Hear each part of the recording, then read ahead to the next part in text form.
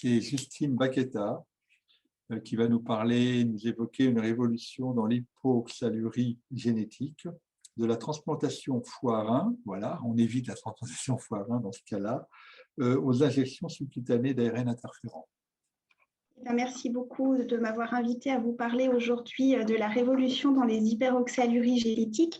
Donc, en préambule, je vous dirais que je suis néphrologue pédiatre clinicienne et absolument pas biochimiste. Et donc, je vais essayer de vous faire une lecture clinique du point de vue du clinicien sur ces nouvelles armes thérapeutiques.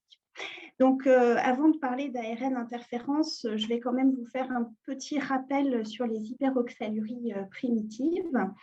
Donc, les hyperoxaluries primitives, ce sont des présentations cliniques bien différentes qui sont finalement en lien toutes avec une augmentation de la production endogène d'oxalate par le foie.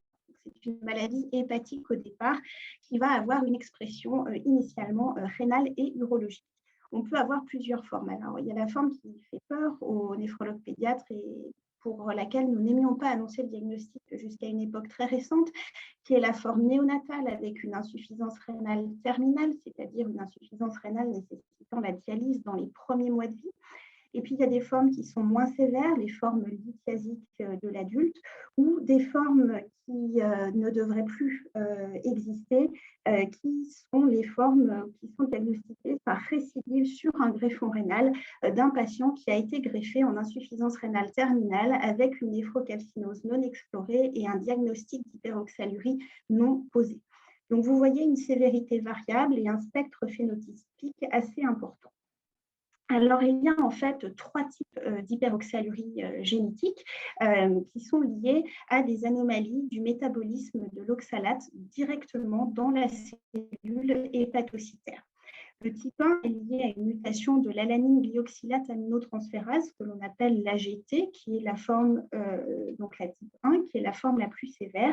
Et puis, on a la forme, la type 2, qui est une mutation de GRHPR, et puis la type 3, qui est une mutation de OGA dans la mitochondrie. Mais finalement, toutes ces mutations sur cette cascade de l'oxalate induisent une augmentation de la production d'oxalate qui est en soi un composé très peu soluble qui va induire des lithiases et des néphrocalcinoses, puis une insuffisance rénale chronique avec un empierrement progressif du rein. Et à partir du moment où on a une insuffisance rénale chronique qui commence à être avancée, les dépôts d'oxalate vont pouvoir avoir lieu, dans d'autres tissus, ce qui induit l'oxalose systémique. Alors, en termes de symptomatologie, donc sur les types 1, type 2, type 3, finalement, un tableau de gravité variable. Le type 1 étant le plus grave, avec un risque d'insuffisance rénale terminale d'environ 100%. C'est donc la forme la plus sévère et c'est celle pour laquelle on propose des transplantations combinées ou séquentielles, mais en tout cas des doubles transplantations foie-rein. Pour le type 2, on estime à 25% la proportion des patients qui arriveront en insuffisance rénale terminale et à 50% le risque d'insuffisance rénale chronique, une forme donc un peu moins sévère pour laquelle en général on propose une transplantation rénale isolée. Et enfin, les types 3, qui est la moins sévère mais probablement la plus fréquente et la plus sous-diagnostiquée, qui induit 50% d'insuffisance rénale chronique et de manière très exceptionnelle une insuffisance rénale terminale. Et qui a été décrite très récemment par Cristina Martin-Higueras, pour ceux qui sont intéressés, pour montrer que finalement ce n'est pas une forme si bénigne qu'elle n'en a l'air au premier abord. J'ai oublié de vous préciser que sur ces trois types d'oxalose, la génétique est bien connue et il reste des patients qui ont un phénotype purement d'hyperoxalurie primitive et qui sont non 1, non 2, non 3, avec une porte ouverte à la description d'autres gènes atteints et peut-être de nouvelles voies thérapeutiques dans le futur. Alors, en termes de prévalence, on est dans la maladie rare de la maladie rare, puisqu'on a une prévalence estimée à 3 pour 1 million d'habitants, alors que si on regarde les études cliniques, on attendrait plutôt une prévalence à 1 pour 58 000 personnes. Alors, dans la base Oxaleurope, qui est le registre européen des patients avec hyperoxalurie primitive, on a environ 1300 patients avec une grande majorité de type 1 qui sont les plus sévères et donc les plus diagnostiquées. Et vous pouvez voir, ça c'est une étude de Bernhoff en Allemagne qui a sur les études génomiques estimé qu'en fait on pourrait avoir presque la moitié de patients avec hyperoxalurie primaire qui auraient un type 3, mais finalement on estime que 80% des patients sont actuellement non diagnostiqués, ce qui en fait un sous-diagnostic certain. Et finalement, avant de parler de traitement, il faut quand même qu'on arrive à sensibiliser nos collègues, essentiellement les néphrologues et les urologues d'adultes, à penser à ces pathologies lithiasiques rares et génétiques. Alors justement, via les recommandations européennes d'Oxal Europe, il y a des petits pictogrammes qui ont été développés pour rappeler qu'en cas de lithiase urinaire récurrente bilatérale, en cas de néphrocalcinose, en cas d'altération progressive de la fonction rénale, en cas de calcul rénal chez un enfant, en cas de retard de croissance ou en cas d'histoire familiale de lithiase, et je rajouterai de consanguinité, il faut penser à l'hyperoxalurie primitive. Et un message important pour ceux qui sont moins familiers de la pathologie, c'est que quand la fonction rénale est normale, comme je vous l'ai déjà dit, l'oxalate passe dans les urines et il n'y a pas d'accumulation systémique d'oxalate. Donc l'oxalatémie va être normale. Et ça, c'est un piège diagnostique. Une oxalatémie normale à fonction rénale normale n'élimine pas une hyperoxalurie primitive. Il faut doser l'oxalate dans les urines. Et partant de ce principe-là, une fois qu'on a une augmentation de l'oxalate dans les urines, on va pouvoir faire partir l'analyse génétique pour décrire exactement le sous-type d'hyperoxalurie sous-jacente. Alors, quelques chiffres pour vous montrer à quel point l'hyperoxalurie type 1 est une pathologie sévère, des données du registre européen. Près de 10 000 patients ayant commencé les dialyses avant l'âge de 19 ans, des patients non hyperoxaluriques, une hyperoxalurie avant les années 2000 et après les années 2000, et vous voyez clairement un surrisque de mortalité en cas d'hyperoxalurie et de manière fort heureuse, une amélioration de la prise en charge de ces patients sur les 2 dernières décades. Et finalement, ces patients, ils meurent essentiellement de la complication de la greffe de foie. L'orateur précédent nous l'a rappelé, la greffe de foie n'est pas anodine et quand on fait une double greffe foie-rein, on augmente de manière importante le risque de complications. Et puis, il y a un autre facteur de sévérité qui touche les patients qui sont en dialyse ou qui ont une insuffisance rénale annoncée en cas d'hyperoxalurie primitive de type 1, c'est l'oxalose systémique avec les dépôts de cristaux d'oxalate dans l'os, dans les yeux, dans le cœur, ce qui va augmenter de manière significative la morbimortalité de ces patients.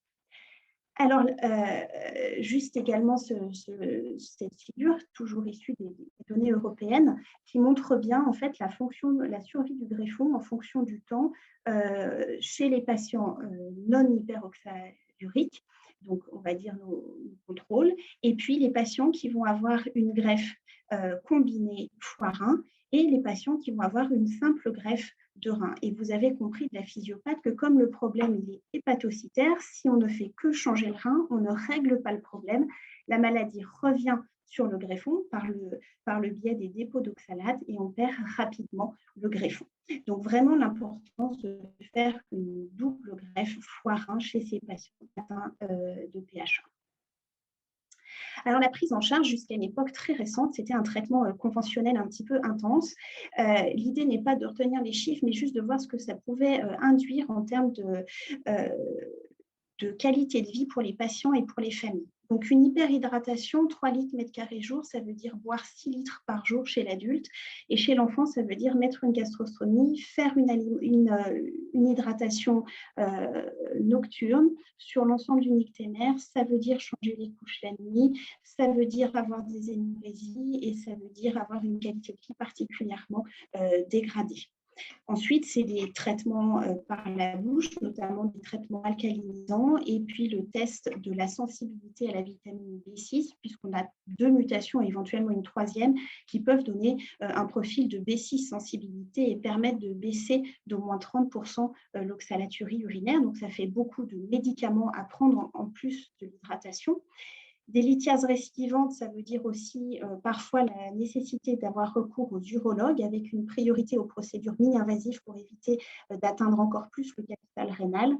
Et puis, bien sûr, une fois que le capital rénal est complètement détruit, c'est de faire de la dialyse. Le problème de la dialyse, c'est que plus vous allez faire de la dialyse, plus vous allez aggraver l'oxalose systémique et plus vous allez aggraver l'état général de ces patients. Alors en fait, vous avez une production endogène hépatique d'oxalate qui va être un peu soustraite par la dialyse, mais pas complètement. En fait, la production endogène est toujours supérieure à ce qu'on va pouvoir enlever par la dialyse. Quel que soit le type de dialyse, qu'on fasse de l'hémodialyse ou de la dialyse péritonéale, on n'arrive pas à épurer complètement l'oxalate.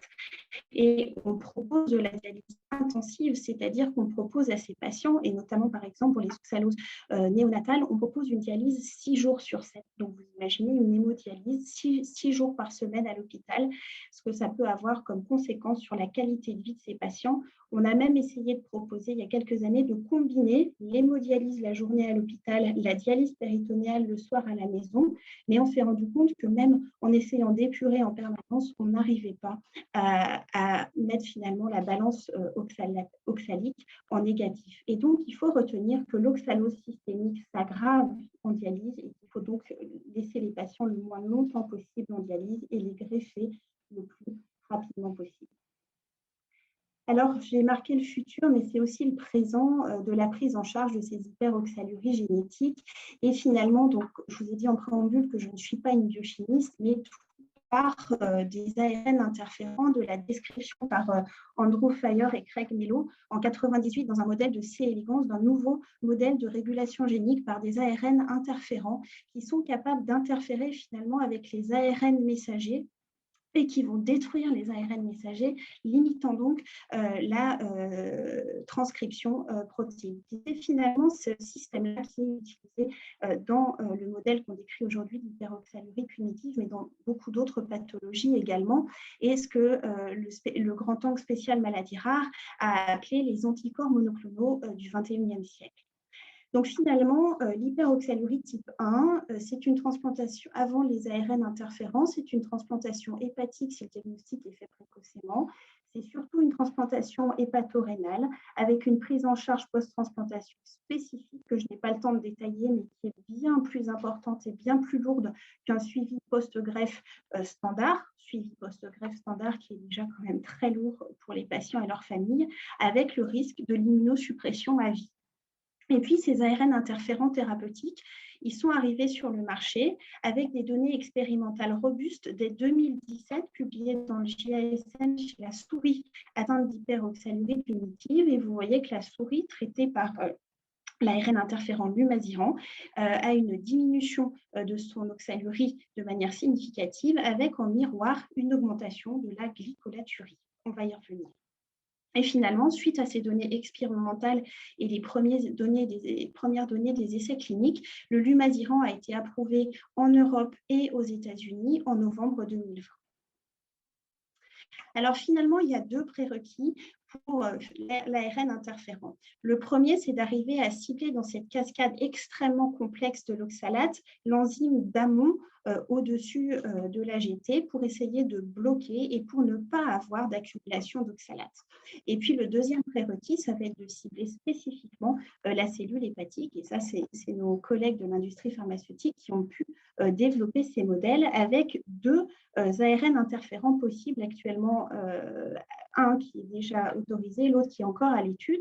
Donc le premier, c'est pour l'hyperoxalurie type 1, c'est le lumasiran dont on a déjà parlé, avec un blocage de la glycolate oxydase qui va induire une diminution de la production d'oxalate et en miroir une augmentation du glycolate, et puis une approche différente qui est en cours d'évaluation, c'est le nédosiran qui joue sur la voie finale commune en essayant de cibler la LDH pour, encore une fois, limiter la production d'oxalate et qui pourrait être valable pour le coup pour les 3 types d'hyperoxalurie génétique.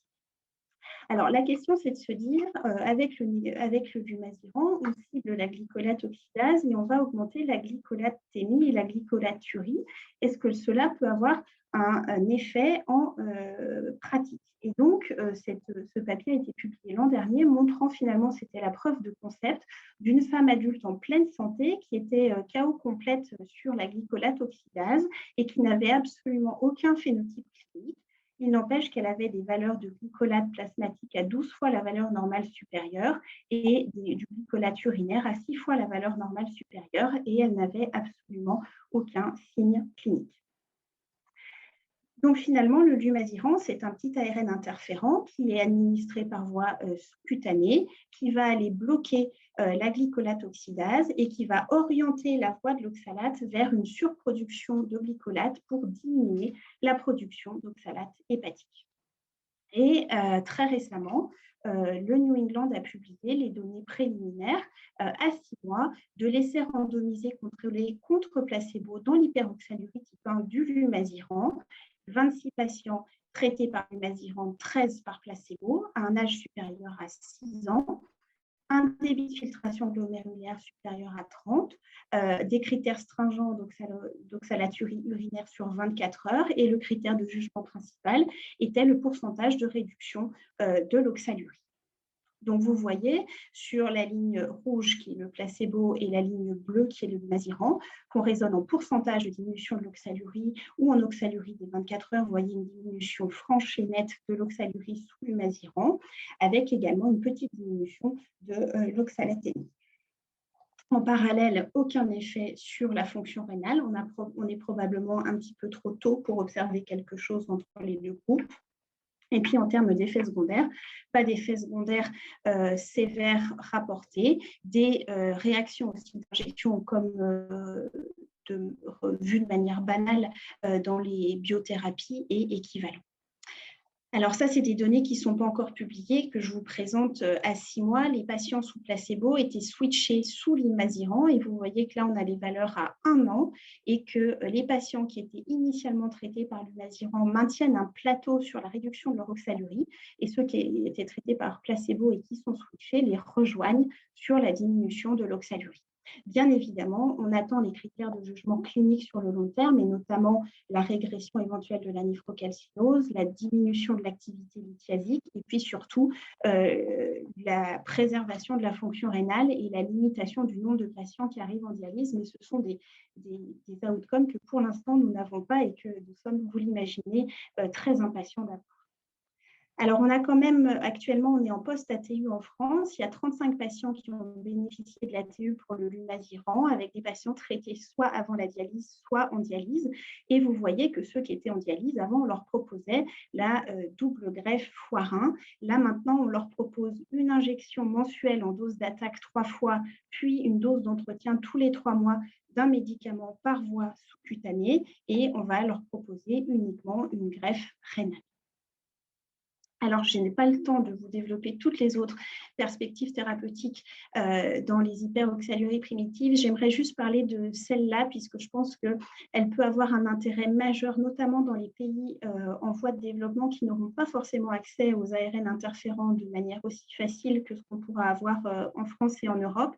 C'est le stiripintol, qui est un inhibiteur de la lactate déshydrogénase 5 neuronale, et que les neurologues qui assistent aujourd'hui au topo connaissent, puisque c'est un traitement antiépileptique utilisé dans le syndrome de Dravet, mais qui est également capable de diminuer la synthèse hépatique d'oxalate.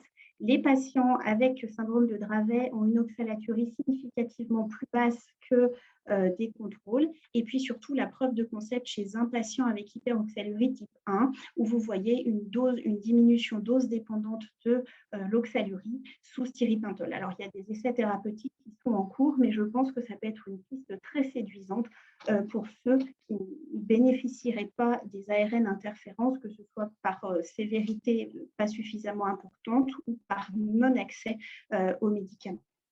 Donc, en conclusion, voilà un petit peu l'évolution de l'hyperoxalurie primitive, la description du type 1 en 86, du type 2 en 99, du type 3 en 2010, jusqu'à présent annoncer une oxalose infantile.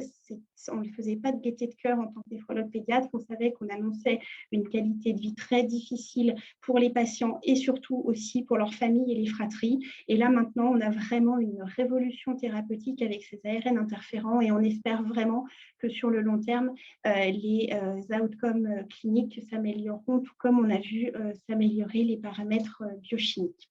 Alors, quelques images pour vous montrer à quoi ressemblaient les oxaloses historiques des années 90 avec ces oxaloses osseuses très sévères, ces atteintes ophtalmo très sévères. Je crois que cette histoire est derrière nous, en tout cas en France, et en tant que néphrologue pédiatre, c'est vraiment une très belle avancée pour nos patients.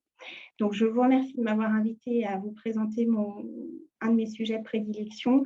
J'en profite pour remercier le réseau Oxal Europe avec qui on travaille au quotidien pour améliorer les choses, en tout cas essayer, et puis tous les gens qui travaillent avec moi au quotidien. Merci pour votre attention.